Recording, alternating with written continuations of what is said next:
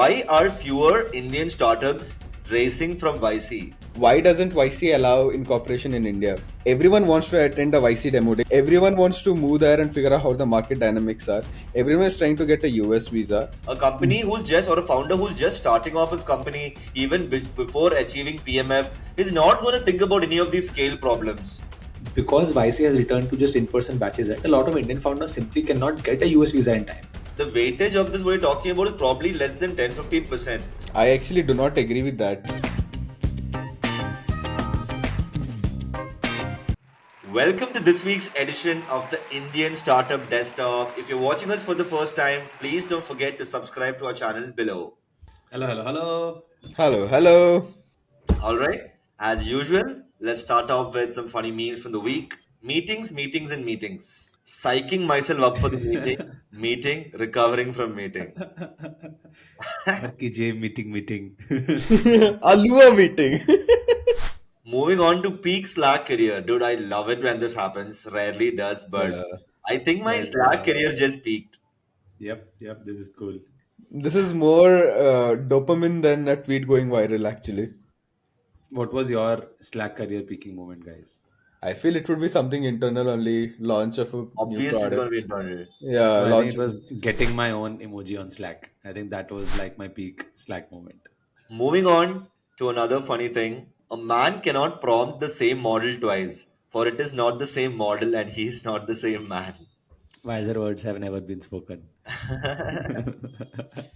Slow news days. I'm so surprised why this blew up, but apparently Deepinder Goyal bought like a 52.3 crore home, and every startup publication, news media is just jumping on this and talking about. What do you guys think?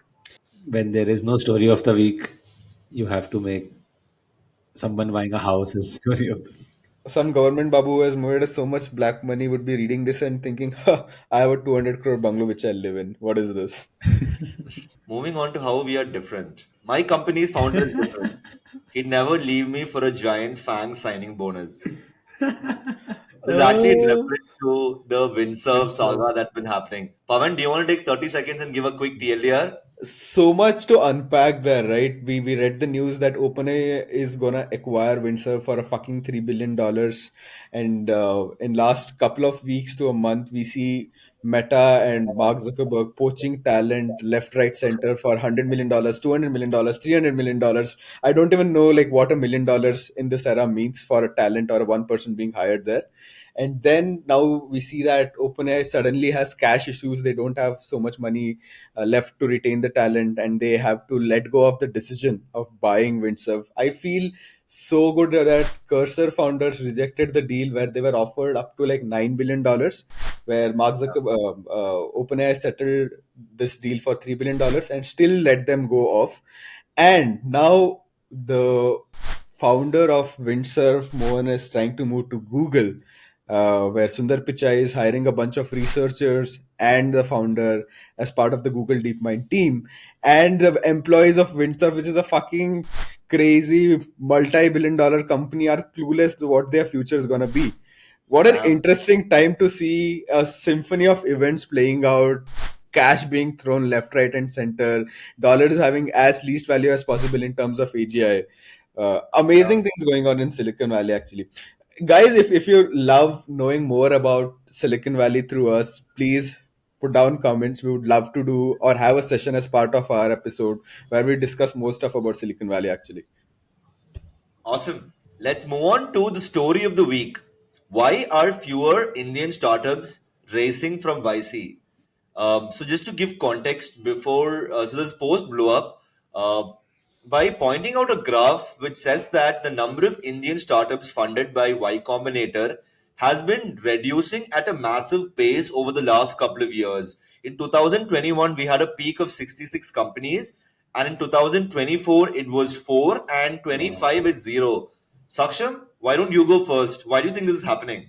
I think the first thing is just to notice the steep decline, in the amount of number of Indian companies are actually raising from Y Combinator.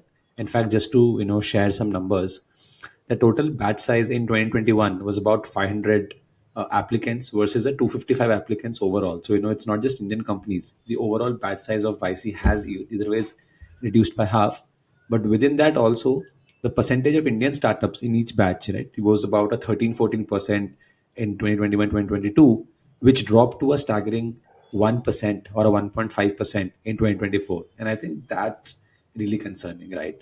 So, Pawan, why don't you start with your initial thoughts on why this could be happening? Obviously, being our founder. I'm pretty not sure of the numbers because I feel the number of batches of YC have increased. That means the total intake of Yeah. YCs for last couple of years have must have increased only, and this becomes more controversial for us that number of people entering YC have increased and number of Indians going through it or Indian startups going into it have decreased drastically and now reached a peak number of zero actually. I see YC in itself is an accelerator. At the end, it's a business, and they are one of those accelerators which become like a holy grail, which are supposed to provide like best returns to their investors, to their LPs, and the partners there, right? And that model has been copied by a lot of other accelerators later in the journey. YC's core thesis always focused on investing on a certain market which gives you great returns, provides you substantial upgrade in terms of the next valuation the founders who have raised from YC will be raising in their journey. Also understanding that India as a country is very risk averse, raising a subsequent fundraise after the demo day is very difficult for Indian specific founders in Indian specific markets.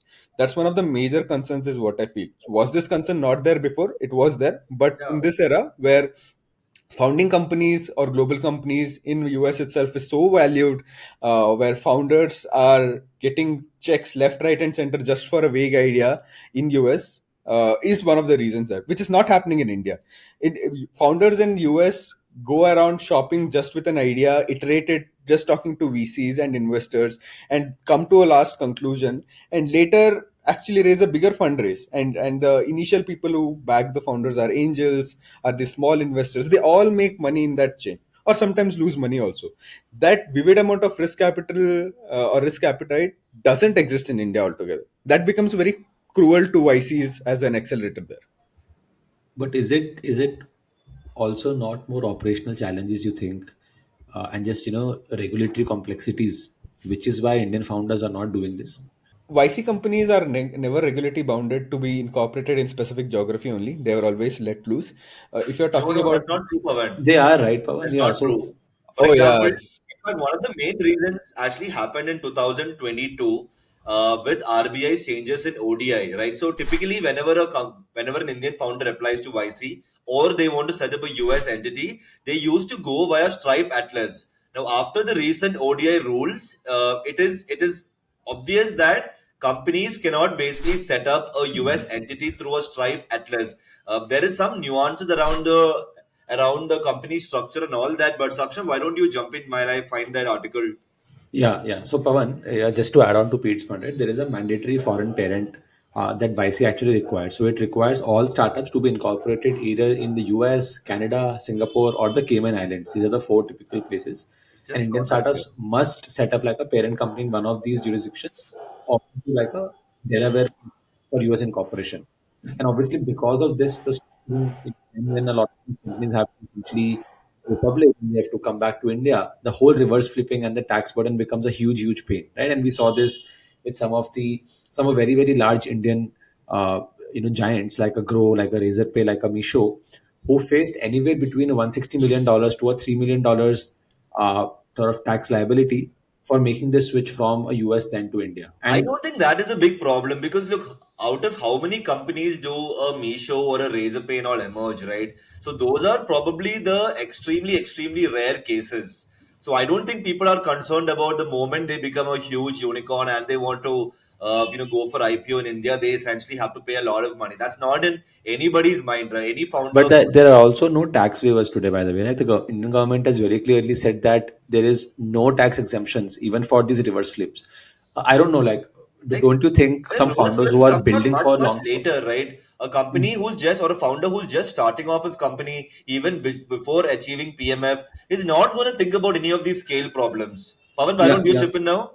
That's true. I agree with you, Peter, that founders are not concerned about, but I definitely feel with succession point that government needs to be more concerned.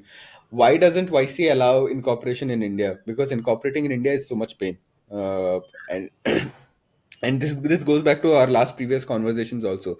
Second, I remember this tweet. I think so. It was either from a partner at Bloom or from Viber from Better Capital, where he said that Gary Tan from YC should be getting a Padma Shri for funding so many unicorns out of India, where they are now paying close to $1 billion in capital in last couple of years together, which is crazy if you see. That's the scale of business that is happening. Zepto, Misho, Grow, Razorpay, all these are YC-backed startups which have paid close to like $1 billion in capital in taxes for flipping from Singapore and different parts of the world back to India. Hmm. This is the scale. But did YC lose money in that? No. YC did not lose money in that. They gained like 5x potential. Who lost the money? The startups But themselves do you lost the guys money. also think, like, apart from all of these, operational slash legal compliance challenges, do you also think that because Indian founders don't really, or rather, we focus more on problem statements that are very specific to India, maybe like a quick commerce problem statement, or Astro Tech or anything of that sorts, whereas a lot of the companies that YC fund are all generational, future-looking companies. AI, deep tech, space tech, defense tech, etc., stuff like that. Do you think that also plays a larger part into this? Saksham, why don't you chip I in? I think it does. So exactly to your point, I have 2 points to make. Right, one, I agree. I think that today, YC is obviously also focusing on a lot of deep tech AI based startups, and obviously they're looking for talent, which is obviously local based in the US. Maybe that could be one reason. But the second reason, which I also feel on the Indian founders mindset that you spoke about, right? I think today Indian accelerators like a Surge, right, offers more flexible funding, smaller batch sizes, and don't really require a US corporation. And that obviously is super attractive for any founder who's trying to build specifically for the Indian market. And in most cases, I assume it is Yeah. going to be a consumer brand. I actually do not agree with that. If you see, if you take any fund house or large fund house, for example, in recent times, maybe at a Bloom or it may be a Surge or a Sequoia or a Peak XV or Axel, everyone is focused on Indian founders who have settled abroad, who have been in US for either large 5 years or have direct plans of moving there or setting up a business there. Everyone, even Indian VCs are focused on US markets now. Peak XV, which spun out from Sequoia, has now hired, I think so, an ex-partner of YC to invest in US markets, specifically in Indian founders there. Same is going on with Axel also. From a from a VC's POV, right? We are talking about why Indian founders are not raising from VCs, not why, what is VC strategy, right? That's what Indian VCs are also not interested in Indian founders. Indian VCs are also now showing tendency to invest in US founders more than that. And But Pavan, I think you're talking about like the weightage of this, what you're talking about is probably less than 10-15%. Obviously, majority of the funding that goes on, in India, 2025, 2024, are all towards Indian founders who may or may not have a US background. But I don't think that is relevant to the larger conversation here. I do agree with you, but I'm talking about the years that are coming next. If you see all the signs, where is the next set of money going to, or where it's intended towards going? It seems that people putting highest efforts on US based founders is a clear sign. If you see, if you take out Twitter stats from any associates or investment managers or LPs or partners of large VC firms, everyone wants to attend a YC demo day, which happened like sometime last month or this month at the start. Everyone wants to move there and figure out how the market dynamics are. Everyone is trying to get a US visa. Everyone is trying to figure out founders who have some sort of US pedigree. Either they worked there in Yeah. past or have intentions of moving there or have some exposure to that. There is decent amount of AI talent in India also, but no one is as interested in finding them and investing in them if they are solving India specific problems Yeah. than them being Yeah. interested in No, finding that's like. fair. But look, I think there's another point that we also need to discuss, right? I think when YC was at their peak during the early 2010s in India, maybe the mid 2010s, there wasn't a lot of accelerator or incubation programs in India. But as of now, there are so many opportunities for founders to raise, to kind of incubate themselves and basically find fellow co-founders, so on and so forth. So, do you think over a period of time, the YC brand has also taken a hit?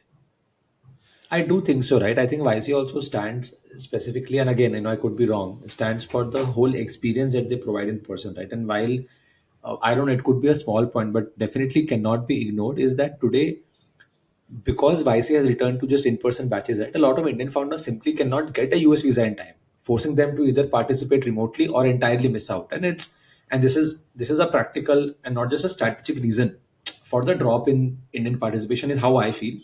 And obviously, remote participation means less value. So founders don't see that value if they're not able to, have the whole experience. And knowing how the visa situation is, I don't think it's a smaller hurdle. I think it's a big enough hurdle in my view. But let me put this point very straight. I remember seeing this stat. We'll put this on the video also. The highest number of application that YC gets is from India actually, more than US, Yeah. more than any rest number of countries. That means the intent for Indian founders to get YC certified or get that YC tag is damn high, for last few years at least. No, apart from this, Pavan, I remember, we also spoke about like this whole equity dilution is steeper than it looks, right? Which means that the 500K funding that YC typically gives is not just more money, it comes with, in fact, more dilution, right? What that means is that there is an uncapped MFN save, whereas only 125K is first dispersed to you at the typical 7% equity dilution, but the remaining 375 is dependent on a bunch of other things, right? Why don't you think that is also a big enough factor wherein founders might fear more dilution in the early stage? Look, I'm not sure what the exact numbers for present YC batches are, but earlier, as you mentioned, it was 7% for 125K with conditional offer of rest that was 375K after as an safe contract capped at a particular valuation as per the next round of what they will be raising. So this was the normal metrics involved there. Uh, and what a founder raises is very different. Like there are no two founders who would have like a same fundraising journey in their part of life, to be very honest. Even if it's the same founder who is raising funding twice, right? The type of pains you'll be going through, the type of numbers you'll be receiving, that would be a lot different. In case of a founder who is going to an accelerator, right? He's already prepared for that. If the founder has really good chops behind him, where he is experienced, where he is well connected in the industry, has a reputation of its own, then he will actually not be going to an accelerator. He would be directly going to a fund house, or he will have angels to back him, or will have firms would be putting like $1 million checks. Like a Kunal Shah can't be expected to go to YC, or even like not even for the brand tag, not even for whatever benefits he will be getting. He will put his own money. Or if it's like an it's a founder who has made his money in a previous startup, he will not be trying to go to NYC. It would be insane for him to go to NYC because accelerator means that you will get some help, you'll get connects, you'll get exposure, you'll get learning, you'll get like lot of other things for which you will have to compensate yourself for a lower valuation, or a less amount of money that you would be receiving. Here, there is a risk on both the ends. Because you are new, YC is also taking a bet on you. Because you also do not have so much resources, you are taking a bet on YC. So I don't think so for startups which are going towards YC, valuation is actually a problem, or the amount of money they will be receiving is a problem. And eh, Yeah. if I'm not wrong, I think so. It's a pretty good deal that they provide, with the reputation that YC brings to your cap table and startup, and the aura that is around the demo day, and assurance that, like, I think so. The number is close to like 80-85% of startup who participate in demo day end up raising the next round of funding, which will be close to at least $1.2 million or more. Averages, I think so, 1.5, $1.6 million, which is a runway for a lean startup solving a critical problem in any part of the world for about 1.5 to 2 years. Okay, and that's a good amount of time also. So if you are a founder who is actually do not have the metrics that I mentioned, what YC offers to you is really good. Mhm. So Got that. pulling them down or saying that they don't provide a good deal, I don't agree with that. They do a really good job in that. Got that. Also, I think just for our viewers, right? Let me actually, we were trying to look at this earlier, just to break down the changes that the YC batch has gone through. One, so in the 2024 summer batch, we had about 255 companies, of which 75%, which is about 193 companies, were focused on AI or ML. Now, obviously, as we discussed, YC is moving to two large batches per year. I mean, from two large batches per year, they're moving to four batches per year with about 128 companies per batch starting 2025. and they receive about 30,000 odd applications. So the acceptance rate is under 1%. So that's the shift that YC is now making, which is four smaller batches rather than a two big batches across the year. Yeah. So the number of intake has increased. Number of people for Yeah, but YC it's applying crazy, has no, also how increased. 75% companies that are applying or that have actually gone through are building in AI or ML. I Like think No, so. I That's think true it's with that the just rest of that the crazy. market. yeah, that will happen. No, I think in 2021 times it was all Web3s and NFTs and everything in the Yeah, crypto space, and then now we are seeing AI kind of pick up as well. But guys, you remember when this year started, everybody was like, "This is the year of AI, of what do you call it, co-pilots and AI agents and all that." But has it really happened? I still think we are in a very, very early stages where these changes, like, apart from a couple of breakthrough AI companies, I don't think a lot of the executives or even professionals, to a larger degree, have incorporated AI into their workflows, right? I feel it's a slow change. I don't think so. People yeah. will wake up overnight and think that from today I'll outsource 90% of my work to AI. It will start with that 1-2% minor things. I feel now is the time where majority of the workforce at least have started trying what is this chat GPT, how can I use it, and organizations also slowly pushing their tools incubated with AI into it. Like employees working in large companies like Infosys or a PwC or a Deloitte, who were not allowed to dedicatedly use a chat GPT separately, now have it part of their console where they can internally access or use or kind of play around with it. So I think so these changes don't happen overnight. They will happen over a period of time, and we'll see these ripple effects over like large amount of like 5 years, 8 years, 10 years. I'm pretty sure when Google launched in 2000s, the world did not break and change. Although people knew that it was world changing, it did not change rapidly. But it probably have started like 2008, 2009, 2010, where people started to use real internet and Google to access information, make that part of their workflow, so on and so forth. Fair. Yeah. But cool, folks. That's it from this week's edition of the Indian Startup Desktop. If you haven't already, please subscribe to our channel below. See you guys next week. Bye bye. Bye bye. Ciao.